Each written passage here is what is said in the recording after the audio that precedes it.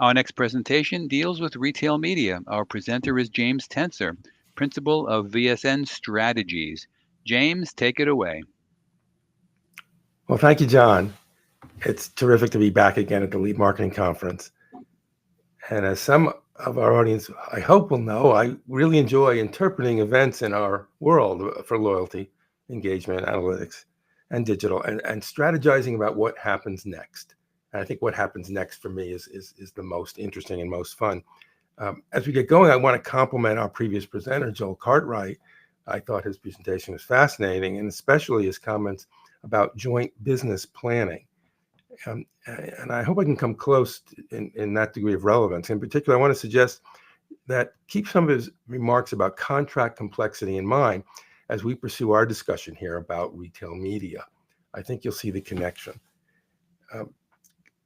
The premise of this presentation is to look into some issues where we don't know all the answers yet.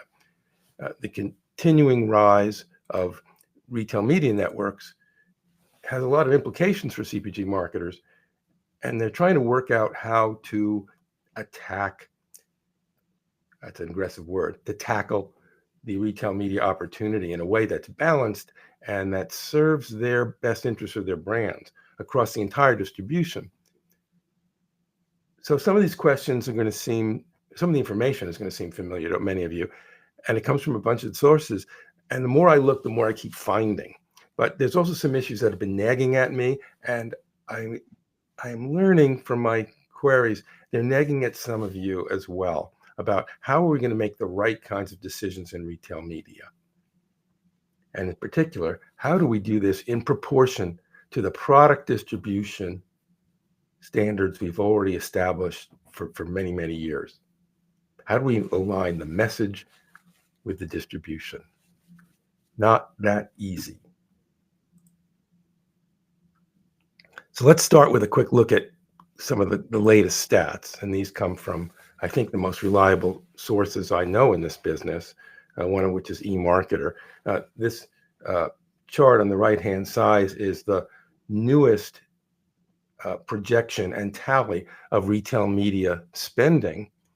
And it's notable that the headline that it accounts for almost 1/4 of all the U.S. media ad spending, or will account for it by 2028. It's also worth noting that I think it's the blue line here, the percent of total media spending. That's on quite a rise in high double digits.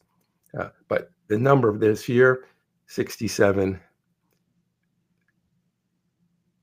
Pardon me. The number for this year is $55 billion in spending on retail media across all forms.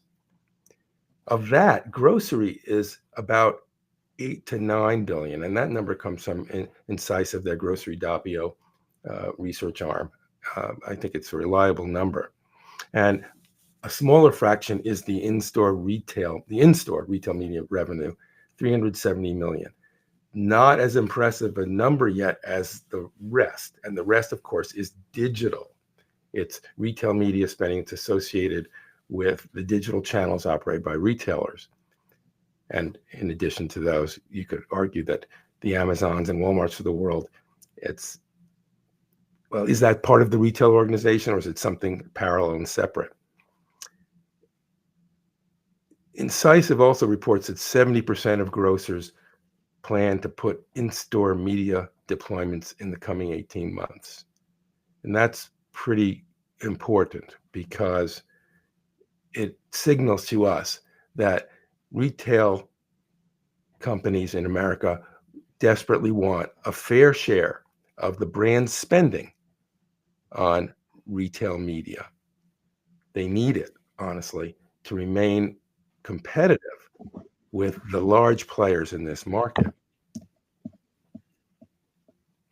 eMarketer sees that we're going to, double or more by 2027, and the spending for retailers has this, and this is no secret, this remarkably favorable margin compared with the products they sell. So the digital thing we sell, or the advertising space that the retailer sells, starts out just much more profitable if you can get it.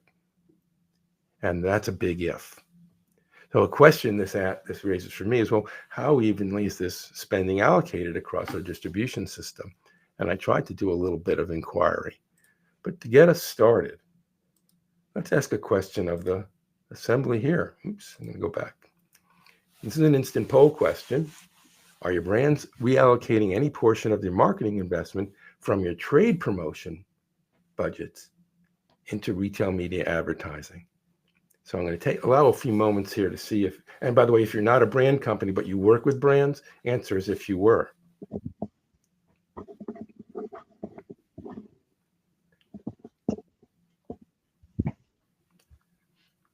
And as some of you may know, this question is asked not out of the clear blue, but also based on some things that we're hearing in market. Why?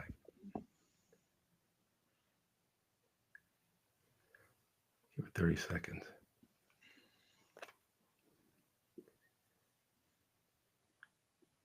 Very well. I won't keep things quiet so much. Obviously, it's just a handful of responses. My takeaway is some, not none.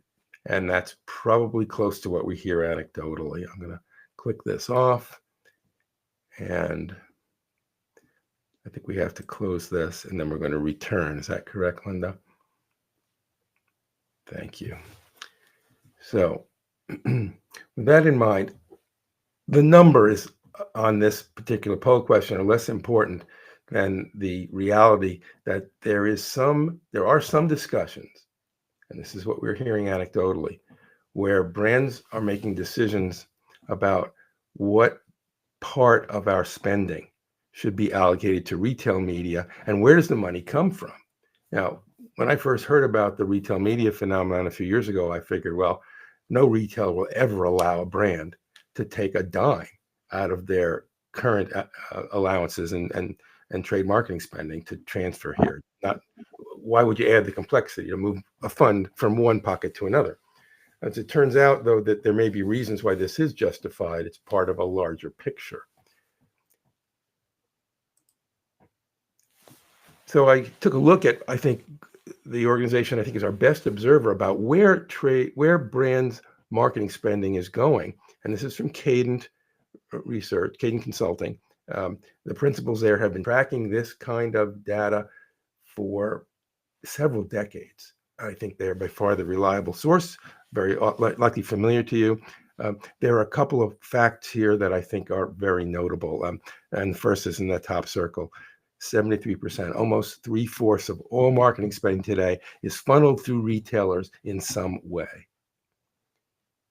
And trade promotion is still the biggest of those. That's the top line here. And by the way, I want to make sure that we're seeing the pointer.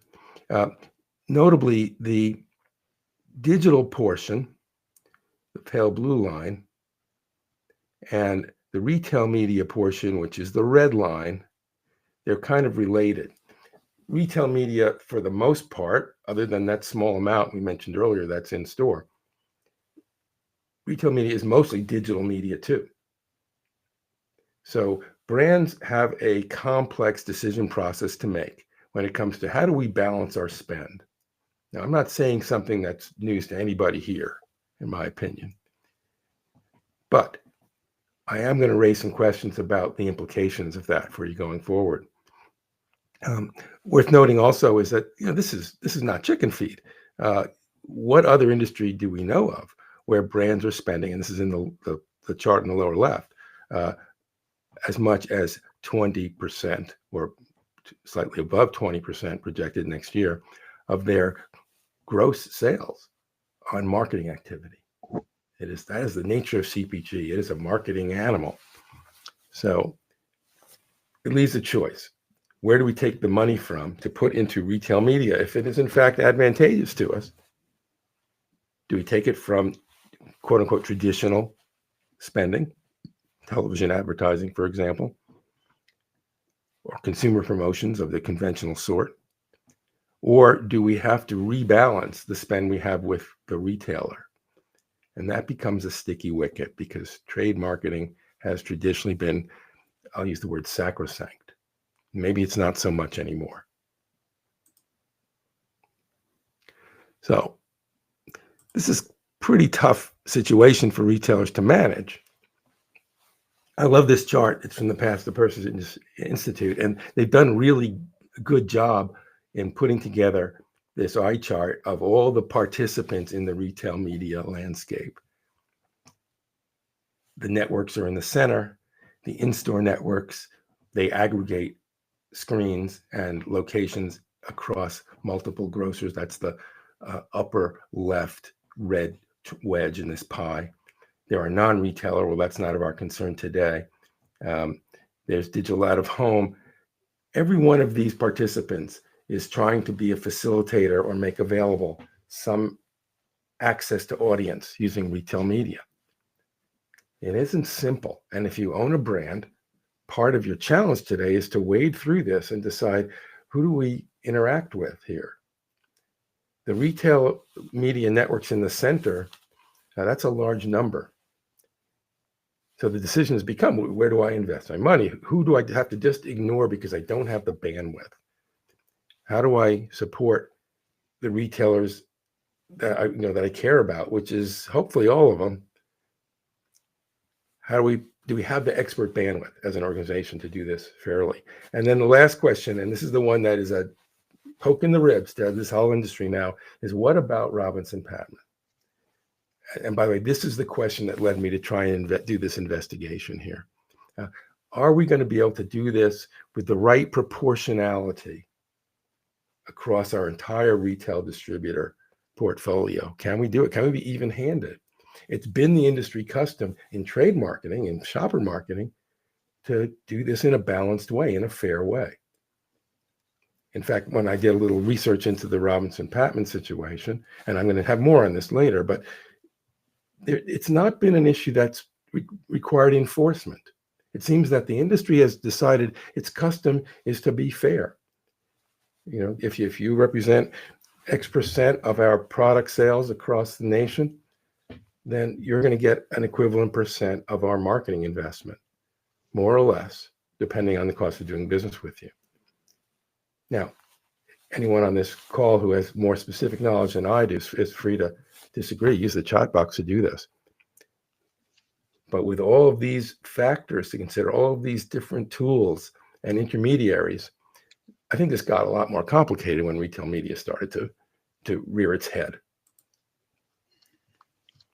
So here's another question for you all, and this is important. Those of you who are aware of your company's activities in retail media, how many retail media networks are you presently investing in? And if you don't mind, it's pretty simple numbers. It could be none, it could be 6 or fewer.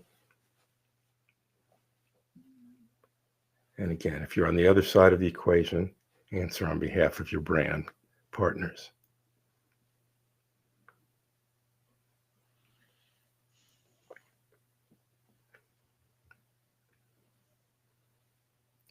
Very good.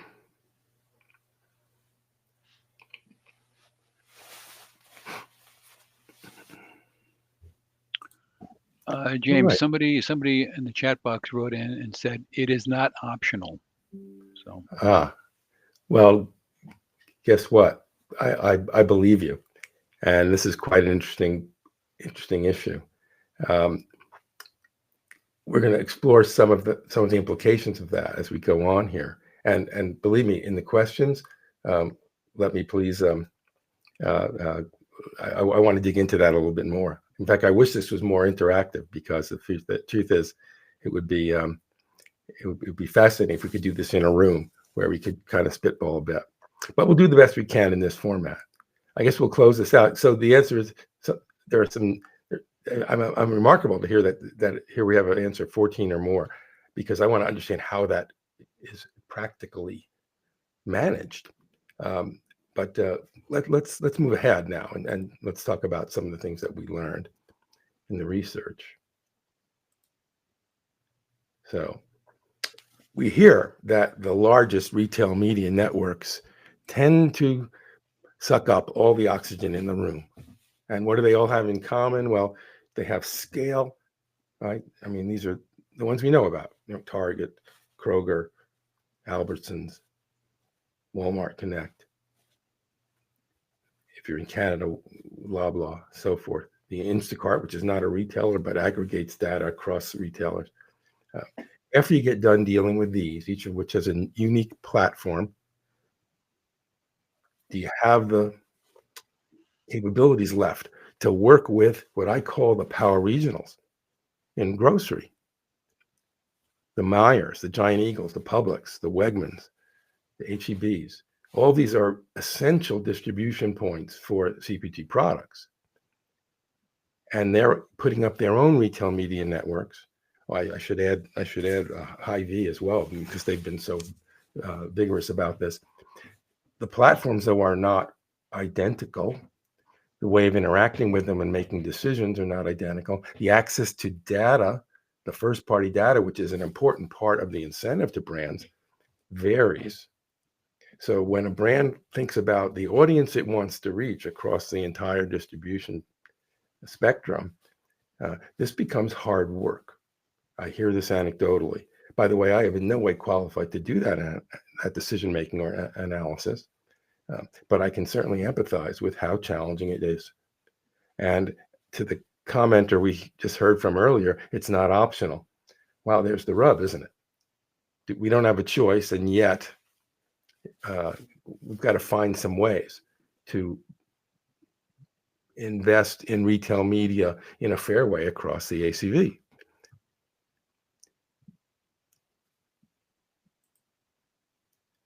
So are there too many? Well, and this goes back to our prior question. Trade Desk Intelligence, which is one of the research organizations that did some research that I would regard as more representative than our quick poll here today, it said 57% of U.S. advertisers were willing to work with a maximum of 4 retail data partners. Now they're talking about the data aspect. Maximum of 4. That's a lot different than 14 or more, the response that we had earlier. Why would they have that kind of a response? And by the way, by the time they're done looking at the data from Walmart Connect, from let's not forget Amazon and perhaps Google, how much intellectual bandwidth is left? So I thought that was an important finding. At the same time, as we said earlier, 3/4 or 7 in 10 grocers are implementing new in-store retail media deployments in the coming 18 months. And most of them are buying rather than building, is what we hear. Again, this comes from that Grocery Doppio research. It's not clear about the standardization of measurement, the standardization of ad units. These are all areas that are still pretty fungible right now, and it make the challenge harder for brands. So can both these things be true? We're only going to work with 4 or 6, whatever the small number is, and yet the retailers are all going to stand up and say, "Hey, but we want our share." How do we balance that? Well, intermediaries might be part of the solution, right? Brands tend to buy media in traditional media with agencies. They look for audience scale, cost per thousand, right? They use automation, especially on the digital side, right? They need standards to make this possible, and they need, obviously, metrics in order to understand they've met their audience and measure the response. And there are in organizations, and some of them were on that pie chart we saw earlier from the Path to Purchase Institute. There are intermediary organizations that have platforms that are devising different ways to reach out. I don't know that it's an option to pick one and reach all the retailers in your portfolio. However, this is an area that I'm unable to have direct experience since I'm not a brand marketer. But it's another layer of interest. Now, are they helpful or not? If I had an opportunity to do a detailed piece of direct research, I'd be asking that question now. The key issue, though, is can you assemble the audience that's relevant to your brand's objectives and make targeted media buys through the retail media networks that are available, then measure the results in a way that allows you to guide further decisions and understand the return on your investment. Standards are a big part of the problem, a big part of the issue. So I yanked this quote out of the eMarketer guide. And incidentally, well, when you get a copy of this deck, I'll make sure that the link to this one, if you haven't found it, it's the eMarketer Guide to Retail Media that just recently published. And if you don't mind, I'm going to read this one back to you. So retail media networks do not have a standard for ad measurement or for ad formats. And is the opinion of those authors, they won't have standardization anytime soon. Should that happen, it could unlock even more retail media ad spend, is their opinion. The Interactive Advertising Bureau has proposed some standardization models, and so far, though, those have not been adopted. The problem remains unsolved. I think standards are going to be a very important aspect of this. And it's not only how do we define an ad unit, how do we define audience metrics, but it may also be standards for how we assemble audiences across multiple retail networks. There's a lot of work going on here, a lot of effort. We hope that we'll see some published results put forth into the marketplace for consideration sooner than later, because if 70% of grocers right now are adding retail media networks, as we said earlier, this is going to get a lot more complex in a hurry. And hopefully they're going to hew to some kind of standard practices that we can actually work with. A little bit more on the platforms. And this chart, I hope on your screens will be large enough, but what we see here are a variety of off-site, on-site, in-store. And by the way, the in-store area, as we said, it's still only in the hundreds of millions, but we see several digital signage and other forms of in-store networks being set up. There's interaction there, by the way, with the electronic shelf label business. So some of those little screens can actually be message delivery devices, interesting, or they can be networked with other larger screens that are local. We've seen a variety of different kinds of standalone displays.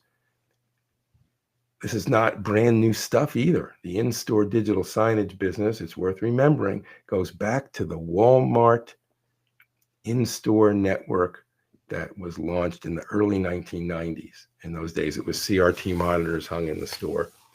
So it's been a long time coming, but even then, Walmart understood that the scale of their traffic represented an audience that would be hard to match to any kind of traditional media.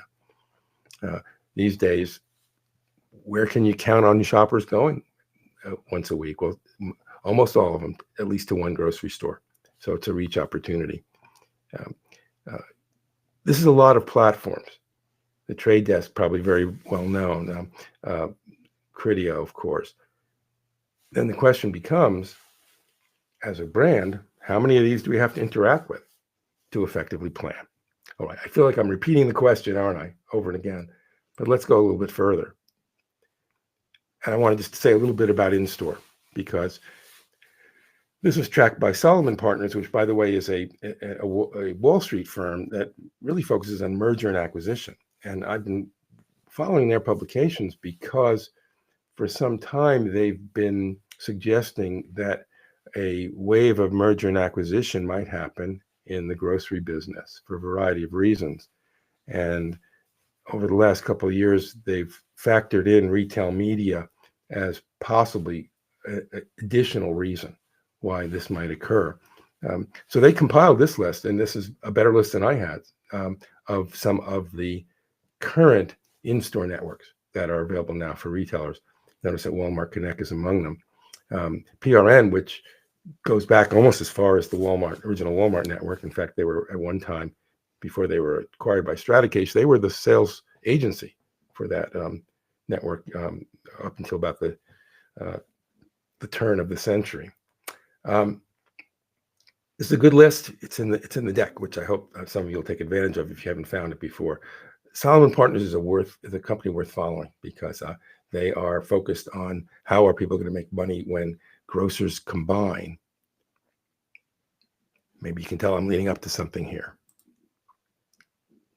But before I get there, it's worth noting that price promotion still the primary reason that folks are using in-store retail network.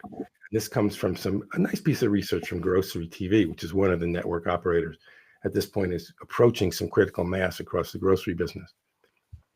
So if they're using in-store digital signage for, as the top bar suggests, more than 3/4 of folks are using it for price promotions on items sold in the store, can we distinguish this tactic from trade promotion offers, whether they're broad or whether they're personalized through the loyalty program? James, a question came up in our Yes. chat box here. How much is too much? And another one, what about on shelf? There we go. Well, how much is too much? That's a good question. Somebody said earlier, did they not, that no is not an acceptable answer. So how much is too much? As a brand, is your distribution important to you? Is it important that your retail partners, whether they are the top of the top 100 list or whether they're 10 or 15 spaces below, that they're vigorous and vibrant distributor of your products? If those retailers are disadvantaged in their overall profitability relative to the giant that operates stores on the opposite corner, how long are they going to still be available to you to distribute your products? And are you going to be able to reach their customers with the same certainty and the same opportunity as the customers of the store across the street? Brands work with a variety of retail distributors because that's how they reach the broad spectrum of their target customers. So too much, gosh, I would counter that with a question. I know that's infuriating, but how do you say no? And if you have to say no, what's your counter offer? And I have a few things to say about that later. If you can be patient, hopefully we'll get to that. And did I answer both questions, John? I think so.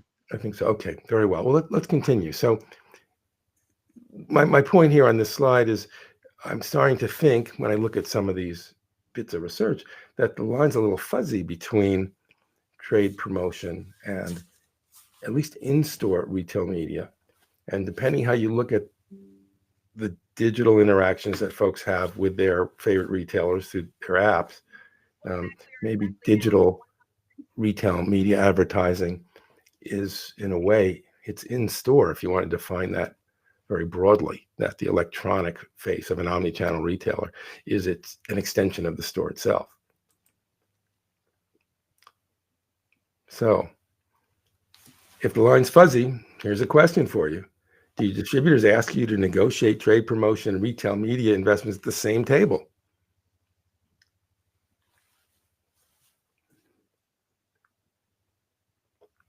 Once again, ask if that comes up. By the way, I thought the answer would surely be no for this question not that long ago. Now I think it's worth asking.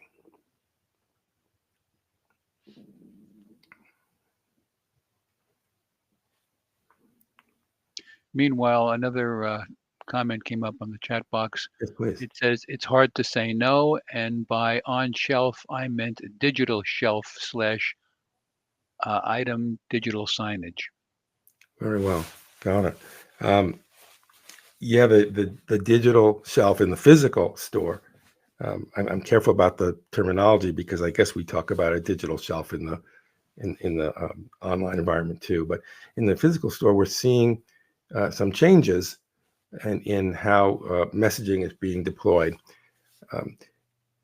My My best understanding, and I'm thinking about some of the folks I visited at grocery shop just a few weeks ago in Las Vegas, is that what you mean by digital shelf is a shelf that has some kind of digital signage or communications capabilities attached. Uh, More and more, these are wireless electronic shelf labels and related signs. We do see from the networks larger signs at strategic locations around the store. Um, some of you might have walked into a grocery store recently and seen a hand sanitizer station near the entrance that has a digital sign on it. Somebody's selling that space and that messaging. So all of that is an effort to convert eyeballs to revenues, no doubt. The intricacy of that is, I think, formidable. I do think that the optimal models are still being worked out. That's the best way to put it. But the shelves themselves these days, when we call the digital shelf, I think mostly what we're seeing now is a shelf that's either got a messaging element on the edge facing out, or an end cap that has the same, or it's being monitored in some way so that we can look at things like takeaway. That's more of a inventory management aspect. But the data from that certainly relates to understanding the return on investment if you put retail media messaging there. I hope that's something of an answer. I think we're going to move on from this poll. So we have no and yes, a few. Here again, the existence of a few conversations like this is enough to persuade me that we're on a track here that's useful when we start to investigate these questions. Shall we go on? Thank you, Linda. Let's go a little further. One more comment came in. A question: can we measure the value of advertising to consumers when they're in the decision-making process? I think that's the hoped for reality. So the conversions, I guess, is the term that some in the industry use. It helps that there's a proximity of the message to the act of lifting the product off the shelf, putting in the cart, and then only a few minutes later, bringing it to the scanner at the front of the store. Or if you're using Just Walk Out, perhaps adding it to your shopping list electronically while you're shopping. There are more and more instances of that. Brands should like the fact that a message is delivered, that the delivery of that message can be confirmed, and then an action follows. That kind of conversion data is really useful, and it allows you to do some A/B testing. It allows you to do planning overall to understand the return on your ad investment, at least along certain metrics. So, yeah, there's an appeal to doing that. How the message is delivered, well, we have a variety of options. It could be on an electronic sign in the store. It might be on the electronic handheld device that the shopper is using in conjunction with their shopping trip. So we've seen ideas. Well, I've got my store app open while I'm shopping because I'm looking at my deals, and when I reach a certain location in the store, an additional offer is shared to me. The line's a little blurry. Was that a retail media investment, or was it something related to the loyalty program? I don't know if it matters. What should matter? Well, it matters from a management perspective and from the insights perspective. But in the end, did we get a message to the shopper, or did it result in the behavior that we ask for? Is a pretty good metric, right? So sometimes in this conversation, it's a matter of definitions, perhaps. But definitions might matter. And I'll use that as a segue, if I could, to go back into this question about fair share. There's a term we use, all commodity volume. Oops, sorry, would we stay there? Go back. Oops, we bounced. I'd like to stick on this one. Thank you. So this concept of, well, commodity volume should be familiar to everyone here, the total amount of dollar sales for a retailer in a specific market. And the percentage of ACV is a way we understand if a brand is getting its fair share of distribution, right, in the store. And retailers have used that for a long time, and it's always been part of the conversation between brands and retailers for planning purposes. This is one of the aspects where Joel's earlier presentation, it made me think of the nexus between his sharing and ours. It's also been used as part of the basis for allocating promotion spending. And when it was a simple matter of certain trade allowances, this was, I'll say, easier, not easy, but easier. Let's make sure that we offer our retailers, in proportion to the amount of product they help us sell, the right incentives that are going to enable them to drive sales in their stores. This allocation is, I think, now under some stress in the retail media world. And so that's the next question for the folks on this call. And this is the last of the polls. Since we have a small sample, we're just going to raise the question and take a quick look at responses. How closely do you align your retail media spending with your product distribution across all your retail partners?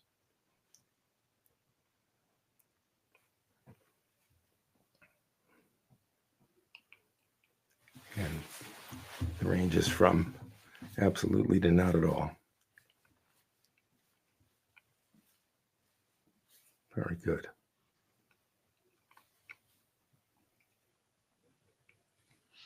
Very interesting. Very interesting. Well, as you might appreciate, the range of questions that I composed here were, I guess I had hoped we'd get a range of answers. There is a custom in our industry of being even-handed, and it has some legal basis as well. But it's challenging to do this well. And not everybody's, apparently on this call at least, is 100% clear on the answer. So let's move ahead now. I have a little more to say about that. Very good. All right, so I'm no lawyer, but I do want to share a little bit about this thing called Robinson-Patman. I think it is a legal framework that is mentioned occasionally in passing, but in fact hasn't resulted in a lot of legal action in the recent world. But Robinson-Patman, gosh, it's 90 years ago, right? 88 years ago, federal law, and it prohibits certain kinds of discriminatory pricing and promotion practices. So you got to offer the same price to everyone that you sell to. That's it, right? A supplier's got to charge the same wholesale price to Walmart and a local corner store if they order equivalent amounts of product. So the same balance. But if a retailer is demonstrably less costly to do business with, your pricing can reflect that advantage. And so big retailers do have some legitimate reasons to get sometimes a better price. Hey, I can order in full carloads. Well, that's an advantage to the brand, of course, that is fair. Pricing is also the result of allowances and services that the retailer provides. And this is where the trade marketing question has come up many times over the years. And the existence of this law has resulted not so much in legal action, but in what I call industry custom. And this is, I think, to the credit of the industry as a whole, is that brands have conducted their activities in a proportional manner. They've conformed with the general intent of the Robinson-Patman Act, but it hasn't needed to be enforced in anyone's recent memory.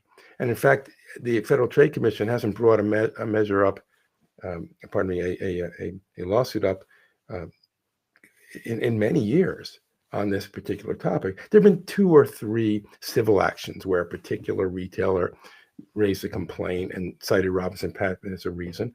And all right, so but the research that I looked at, it's pretty thin. So what it says is, and this is a pat on the back to the whole industry, is generally this is an industry that has endeavored to work more or less fairly when it comes to providing investment in promotional allowances that affect price. But now we have retail media. And if, as we said earlier, most brands or many brands are only able to deal with a handful of the largest retail media networks because they run out of resources to do the necessary research, are they able to achieve the similar kind of objectives with respect to Robinson-Patman? And this is a question that starts to get above my pay grade. I'm no legal scholar. So I reached out to the FTC. I figured I'd ask them, does it apply? And I want to quote a little piece of the act here. A seller could be liable under the Robinson-Patman Act for discriminating against a disfavored buyer in A, providing advertising, promotional, or service or merchandising services, or B, paying allowances in connection with that. So you can't offer special packs or marketing only to favored buyers. Well, that's in theory the reality. The folks at the FTC gave me a flat. I say it's 4 words. We have no comment. And maybe it's because they're a little sensitive about this, minor little merger that's going on in the retail business between 2 of our favorite large retail media operators, Albertsons and Kroger. Maybe they're distracted a little bit, but I'm still hoping to get some kind of formal response from them if I keep digging. But I think this is a question, my suspicion is it hasn't been thought about a whole lot with respect to retail media. And with the change of administration, it's possible the current team won't be around to dig into the questions I'm raising either. So Robinson-Patman. All right, so I did some digging here. There's a lot more to it. And as I hopefully made clear from the beginning of this, I did not believe I could provide you with all the answers, but just some uncomfortable questions today. Although I think that there's going to be more to discuss about this going forward, and it's my intention to help continue shedding light on this. I do want to mention that I got some interesting kind of background comments from people I spoke with, and I did some searching. So I like this one. Discrimination, unintentional or not, is happening in the retail world due to retail media, and there's definitely not fair and equitable investment across the board.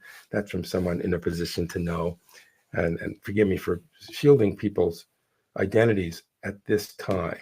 But I just can try to confirm for you the veracity of the individuals I spoke with. Each retail media network has its own system, standards, ways of working. It's very challenging for brands to master more than a few.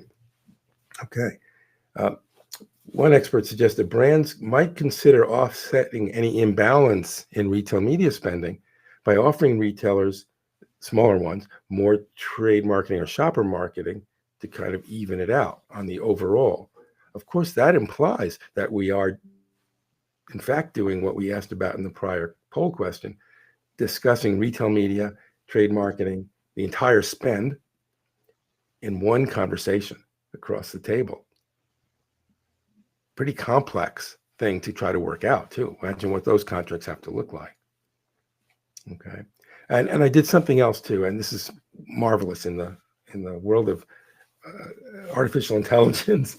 I wanted to figure out what's being said in the Kroger Albertsons legal proceedings, and so this was a time to dig into an AI tool, and I ran several queries with a couple different AI tools to determine if the filings so far, and there are many, many pages in that merger, make any mention of retail media networks, and the responses uniformly said not. So it's not part of that discussion.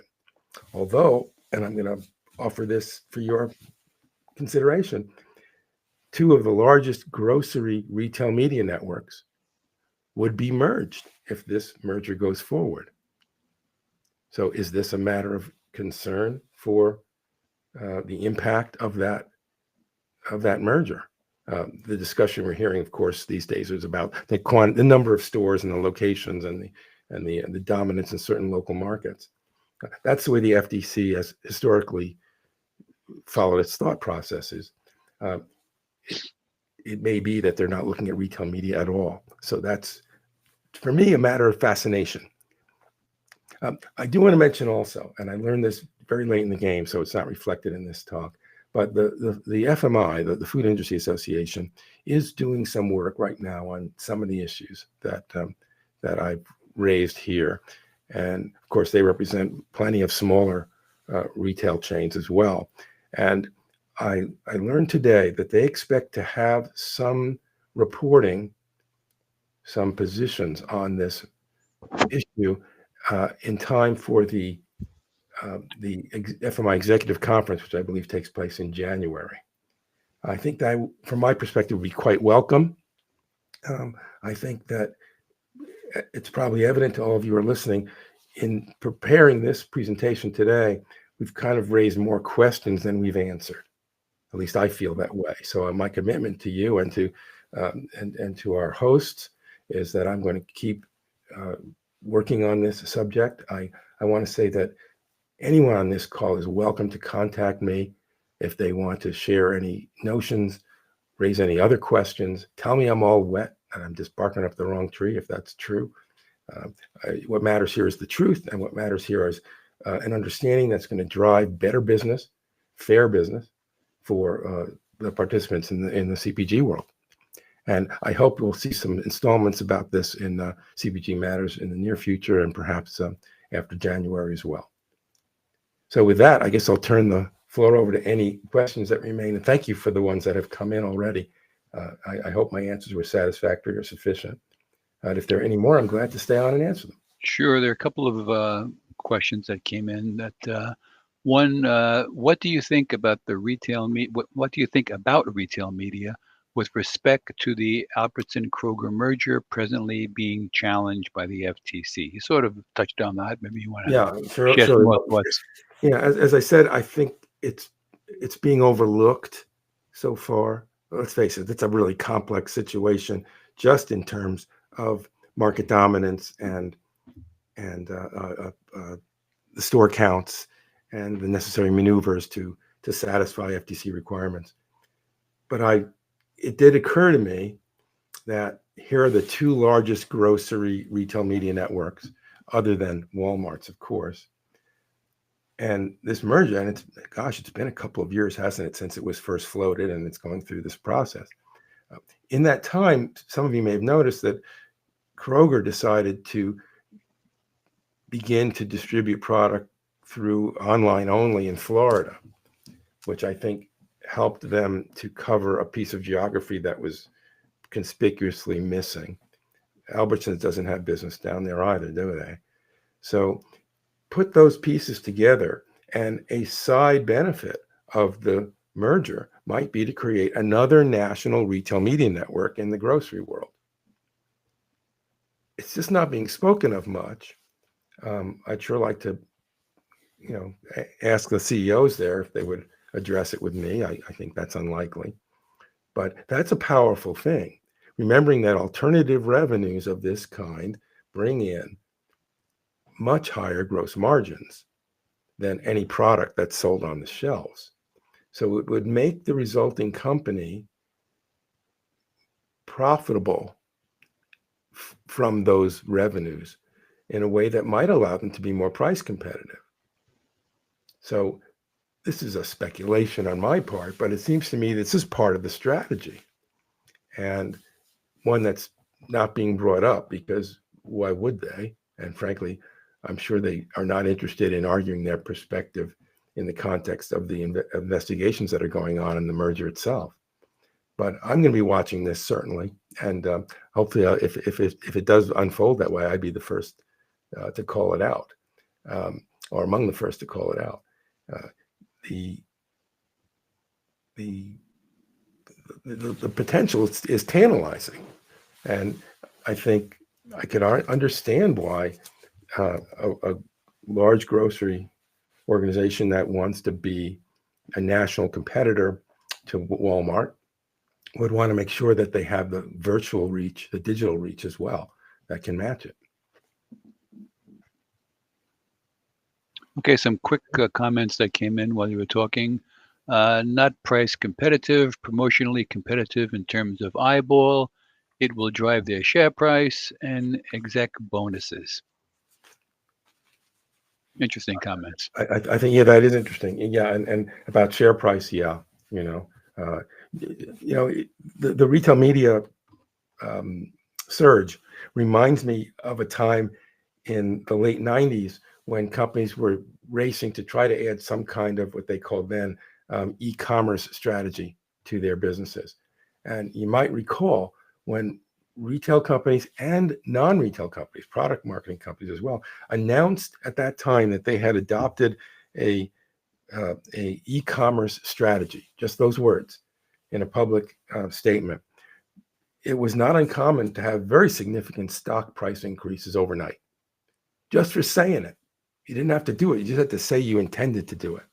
And I was working in the industry at the time, and I came across those instances on more than a handful of occasions where companies were asking the firm I was working with to help them devise that e-commerce strategy so they could get the market bump. Now, I think today, for a grocer that announces it is adding a retail media strategy and is taking action on retail media, that is partly a signal intended to make their investors confident that their business is going to enjoy a fair share of those incremental or alternative revenues and maintain a financial profile that is going to allow them to continue to compete. So that's possibly a reason why this matters. The question is going, as I said, is can they all play in this game or not?